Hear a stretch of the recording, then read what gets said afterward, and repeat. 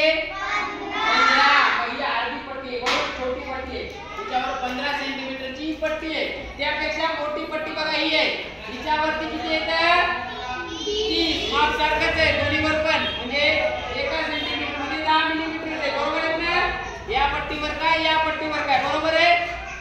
हे झाले 15 सेंटीमीटर. ही पट्टी कितीची आहे 15 आणि ही 15 30 आहे. ही किती आहे 30 बरोबर आहे. दोन्ही मिळून किती झाले 45. किती झाले 15 आणि 30 45 सेंटीमीटर बरोबर आहे का. एकामध्ये 10 आहेत म्हणजे त्याच्यामध्ये 30 से 150 mm आहे 150 बरोबर आहे. याच्यात 150 आहे याच्यात 300 दोन्ही मिळून मग 45 सेंटीमीटर म्हणजे 450 मिलीमीटर. 450 मिलीमीटर. मग आता यापेक्षा जेव्हा मोठं मोजायचं असते आपल्याला एवढीच केले. त्याच्यापेक्षा जास्त अंतर जेव्हा मोजायचं असते तेव्हा आपल्याकडे काय ग्रीप पाहिजे त्याला आपल्याला काय करायचं मोजतायचं. हे किती सेंटीमीटर झाले 45 झालं. ही जर पट्टी पाहिली तुम्ही तर ही पट्टी आहे मीटर पट्टी आहे. ही काय परंतु ही अर्ध्या मीटरची आहे. पूर्ण मीटरची याच्यापेक्षा डबल असते दुप्पट असते. मग 45 सेंटीमीटर हा आहे ही अर्धा मीटर आहे. किती आहे परंतु याचं माप आहे 50 सेंटीमीटर. किती आहे 50 सेंटीमीटर. 50 सेंटीमीटर म्हणजे अर्धा मीटर. 50 सेंटीमीटर म्हणजे अर्धा मीटर. आणि अर्धे मीटर जेव्हा दोन आपण एकत्र करतो तेव्हा किती मीटर होते 1 मीटर. हे बघा इथं माप मी लिहिलेले बघा हे 50 आणि हे 50 हे 100 मीटर. 100 सेंटीमीटर म्हणजे किती मीटर झालं 1 मीटर. इथून पुढे जर 100 मोजले तर किती मीटर होईल 2. वरती आणखी मोजलं तर 3. असं जर मोजत गेलं आणि 1000 मीटर मोजले 1000 मीटर मोजले की मग काय होईल 1 किलोमीटर. 1 किलोमीटर. तेच आपल्याला हे मोजायला भूमापक जर समजा आपल्याला जमिनीवरचं मोजायचंय. या रेषा बघा इकडे या चक्रावरती 100 सेंटीमीटर आहे. एका चक्रात किती आहे 100 सेंटीमीटर म्हणजे किती मीटर 1 मीटर. बघा चक्र नाव आलं हे बघा इकडे मी सुरुवातीला इकडे रेष मारलेली बघा ही ब्लू कलरची दिसली का ती आपल्याला मोजायची. बघा आता इथे सुरुवात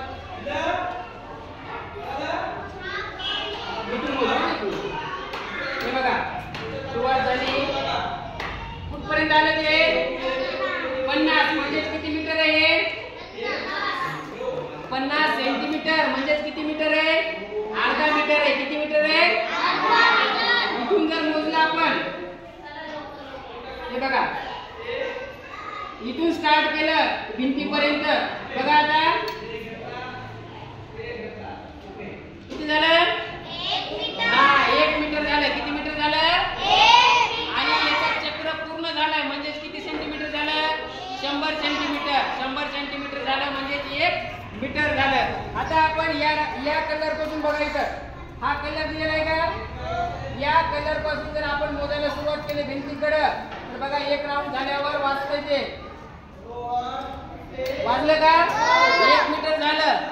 आणि तिथून पुढे पुन्हा 1 मोजला आपण तर पुन्हा काय झालंय 2 मीटर म्हणजे 200 सेंटीमीटर किंवा 2 मीटर झालं बरोबर आहे. आता या रेषेपासून जर मोजलं बघा पाणी औषध तुम्हाला दाखवायचं का हे बघा एवढं 1 ml असते. एवढं 1 ml असते. आता हे इंजेक्शन आहे 2.5 ml जास्तीत जास्त पूर्ण किती जरी भरलं तर 2 आणि अर्धा म्हणजे 2.5 ml 2.5 ml फक्त एवढं पाणी एवढं असते. आलं लक्षात. मग तुम्ही ही जर बॉटल पाहिली तर ही बॉटल आहे बघा किती ml ची आहे 10 ml ची आहे. किती आहे 10 म्हणजे या बॉटलची क्षमता किती आहे 10 ml बसण्याची. आता याच्यामध्ये जर आपण पाणी भरलं हे 2.5 ml चे इंजेक्शन आहे बरोबर आहे का. या 2.5 ml चे इंजेक्शन किती टाकावं लागतील याच्यामध्ये तेव्हा 10 ml होईल. किती टाकावं लागतील 2.5 ml चे 10 टाकावं लागतील. मग 10 ml होईल का 10 टाकू का नाही बसले तर सांगा किती टाकावं लागतील. तुम्ही बघा 1 टाकतो बॉटल किती ml ची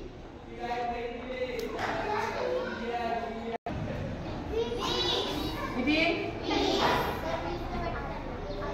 20 एवढी जास्त भरलेली बॉटल वरचं भरलेलं नसतं 20 ml मग ही बॉटल कितीची आहे किती ml ची आहे 20 ml मग आपण त्या छोट्याने मोजलं मोठ्याने मोजलं तरी आपल्याला बेरीज कशाची करावी लागली ml ची करावी लागली का नाही हे 2.5 आणि 2.5 5 झाले हे 5 5 चे 3 झाले म्हणजे 15 आणि 5 20 ml अशी प्रत्येक काय असते या बॉटल आता या ज्या बॉटल येतात या प्रत्येक बॉटलवर काही ना काही वेगळे ml आहे कोणा 200 कोणा 500 300 तर हे मोजण्यासाठी आपण एका ml न मोजू शकतो का प्रत्येक वेळेस एखादी पाण्याची टाकी भरायची म्हणले आपण ml न भरू शकतो का नाही त्याच्यासाठी काय लागते मोठे माप लागतात 1 लिटरचं 10 लिटरचं मग आपण जर ते जार घेतला तर 25 लिटरचा जार असते कोणता 15 लिटरचा असते ते काय असते की जसं माप वाढत जाते तसं त्याची काय होतात साधनं बदलतात बरोबर आहे मग आपण हे पण करू शकलो असतो त्याच्यामध्ये किती बसलंय 20 ml चं हे पण माप होतं ते एकदा टाकलं असतं तरी भरलं असतं म्हणजे हा हे आणि हे कसं आहे सेम आहे बरोबर आहे की नाही